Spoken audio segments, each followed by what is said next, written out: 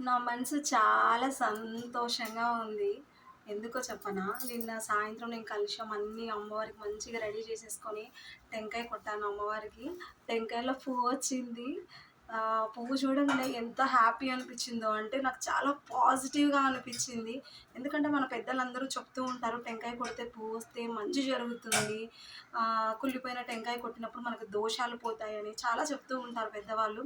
చిన్నప్పటి నుంచి అయితే నేను వినిందైతే మాత్రం పువ్వొస్తే చాలా మంచి జరుగుతుంది అనేది ఒక నమ్మకము. జరిగేది లేని తర్వాత పక్కన పెడితే, నా మనసుకి, నా మైండ్‌కి చాలా పాజిటివ్‌నెస్ ఇచ్చింది ఈ టెంకాయి. I'm so happy. అమ్మవారి బ్లెస్సింగ్స్ దొరికాయన్నంత చాలా ఆనందంగా ఉంది నాకు. పాజిటివ్‌గా అనుకుంటే అన్నీ పాజిటివ్‌గానే, అన్నీ హ్యాపీగానే అనిపిస్తాయి. లేదు అని చెప్పేసేసి మనం బాధపడుతూ కూర్చునుంటే మనకు బాధే నిండిపోతుంది. ఆ నెగెటివ్ ఎందుకు? చిన్న చిన్న హ్యాపీనెసెస్‌తో హ్యాపీగుందామా మరి?